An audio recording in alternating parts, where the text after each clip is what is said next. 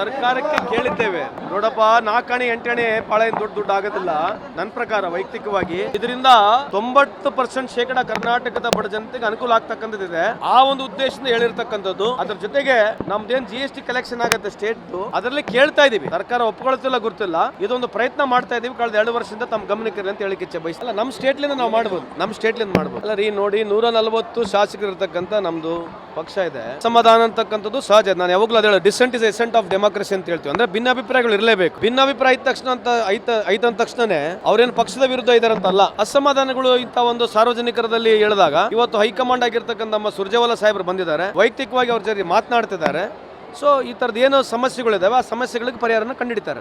ಅದೇ ಹೇಳಿದ್ದು ಈಗ ಕರೆಕ್ಟ್ ಹೇಳಿದ್ರು. ಹೌದಲ್ಲ, ಕೋಲ್ ಸ್ಕ್ಯಾಮ್ ಆಯ್ತು ಅಂತ ಹೇಳಿದ್ರು. ಯಾರು? ಬಿಜೆಪಿ. ಈ ಕೋಲ್ ಸ್ಕ್ಯಾಮ್ ವರದಿ ಯಾರು ಕೊಟ್ಟಿದ್ದಾರೆ?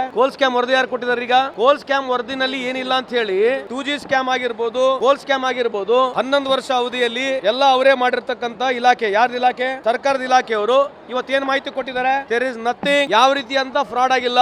ಮನಮೋಹನ್ ಸಿಂಗ್ ಸಾಹೇಬ್ರ ಹೆಸರು ಮೇಲೆ ಗೂಬೆಯನ್ನು ಕುಂದಿರಿಸಿದ್ರು. ಮನಮೋಹನ್ ಸಿಂಗ್ ರವರಿಗೆ ಈ ದೇಶದ, ಈ ಪ್ರಪಂಚದ ಒನ್ ಆಫ್ ದ ಫೈನಾನ್ಷಿಯಲ್ ಟೆಕ್ನೋಕ್ರಾಟ್ಗೆ ಟೆರರಿಸ್ಟ್ ಅಂತ ಹೇಳಿದ್ರು ಇವರು ಪುಣ್ಯಾತ್ಮರು. ಅದ್ರ ಬಗ್ಗೆ ಕ್ಷಮೆನೂ ಕೇಳಿಲ್ಲ. ಯಾವ ಬಿಜೆಪಿ ಸರ್ಕಾರದಲ್ಲಿರ್ತಕ್ಕಂಥ ಪ್ರತಿಯೊಬ್ಬರು ಪ್ರಧಾನಮಂತ್ರಿ ಸಾಹೇಬರು ಕೂಡ ಇವತ್ತು ನಮ್ಮ ಮನಮೋಹನ್ ಸಿಂಗ್ ರವರು ಅವರಿಗೆ ಟೆರರಿಸ್ಟ್ ಅಂತ ಕೂಡ ಹೇಳಿರ್ತಕ್ಕಂಥದ್ದು ಇದೆ. ಬೇಕಿದ್ರೆ ತೆಗೆದು ನೋಡ್ರಿ. ಇವತ್ತು ಆ ರಿಪೋರ್ಟ್ ಬಂದಿದ್ದ ಕೇಂದ್ರ ಸರ್ಕಾರದ ರಿಪೋರ್ಟ್ ನಲ್ಲಿ ಇವತ್ತು ಕೋಲ್ ಸ್ಕ್ಯಾಮ್ ಏನಾಗಿಲ್ಲ ಅಂತ ಹೇಳಿದ್ದಾರೆ. ಇದು ನಮ್ಮ ವರದಿ ಬಂತು.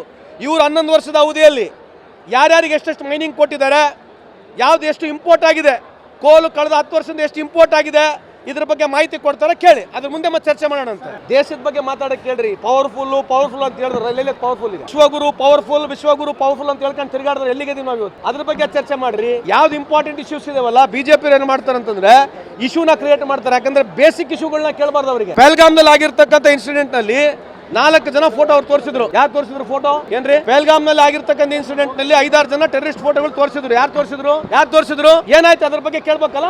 ಅದ್ಯಾಕೆ ಬಿಡ್ಬೇಕು ನಾವು? ಪ್ರತಿ ಸಲ ಬಂದ್ರೆ ಅದನ್ನೇ ಕೇಳ್ರಿ. ಪಹಲ್ಗಾಮ್ ನಲ್ಲಿ ಆಗಿರ್ತಕ್ಕಂಥದ್ದು ಇದ್ರ ಬಗ್ಗೆ ಕೇಳ್ಬೇಕಲ್ವಾ? ಯಾಕೆ ಕೇಳಂಗಿಲ್ಲ ನಾವು? ಅದನ್ನ ಕೇಳಿದ್ಮೇಲೆ ಮುಂದೆ ಅದ್ರ ಬಗ್ಗೆ ಅವ್ರು ಬೇರೆ ಪ್ರಶ್ನೆ ಮಾಡ್ಲಿ.